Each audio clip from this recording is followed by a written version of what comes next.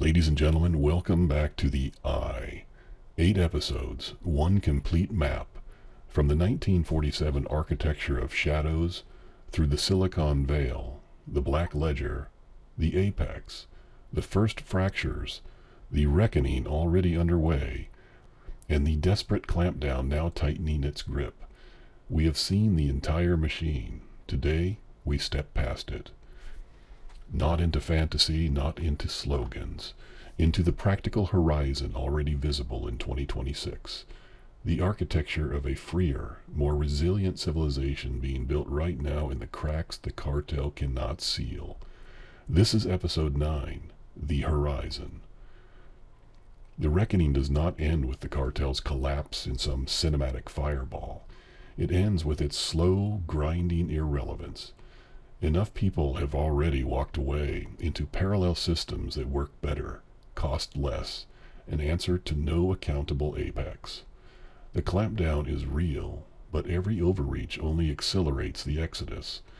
What rises in its place is not utopia, it is simply human scale order restored. Start with governance. The old nation-state pyramid, centralized, captured, eternal, is being quietly hollowed out from below. Local councils, town halls, and regional compacts are taking back real decisions. Blockchain-based voting where transparency is needed, but mostly face-to-face assemblies where people know their neighbors and hold leaders personally accountable. No more 535 distant lawmakers writing 1,000-page bills no one reads. Communities set their own rules on zoning, schools, and safety. And when those rules conflict with cartel mandates, they nullify them at the county line. It's already happening in pockets across the American heartland, parts of Europe and Latin America. The cartel still flies flags and prints money. Fewer and fewer people salute or spend it. The economy follows the same pattern. Sovereign, localized, antifragile. Local food systems now feed entire regions without touching global supply chains.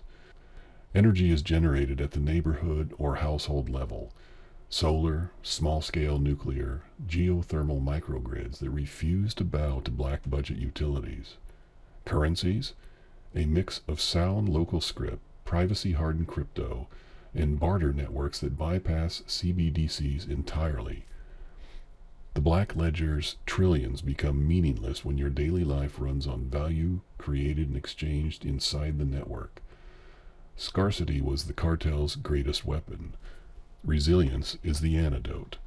Abundance follows, not because someone in Davos decreed it, but because people stopped waiting for permission.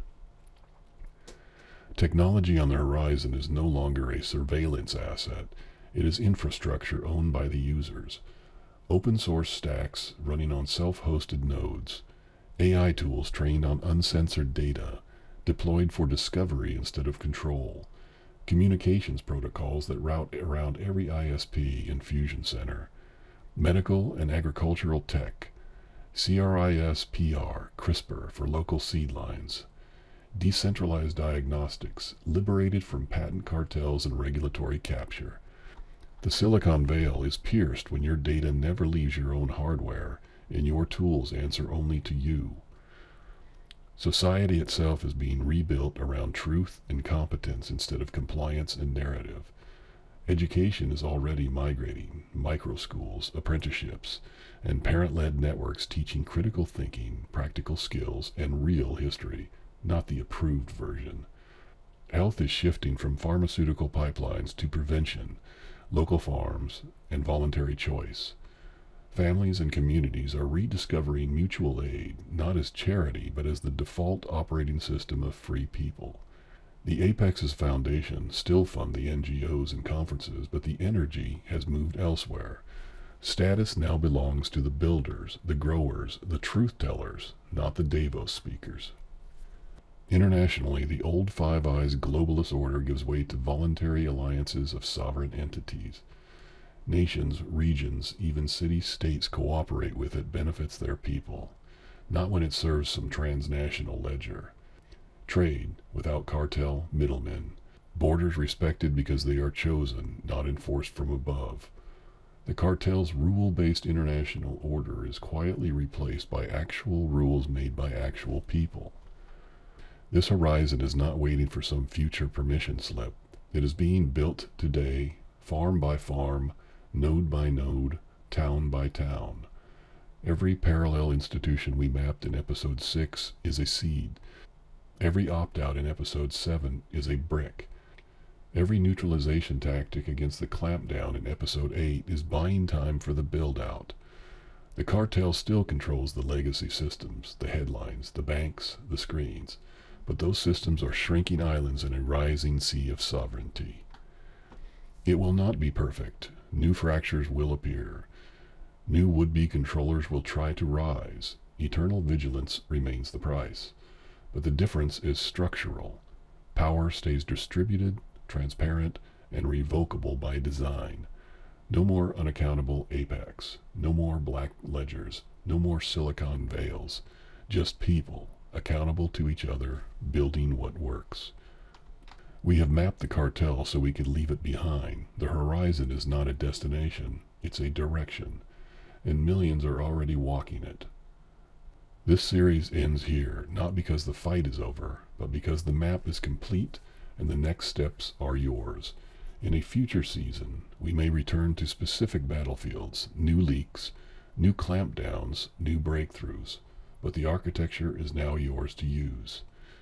If this 9-episode journey has given you clarity, direction, and the refusal to look away, then the cartel is already lost.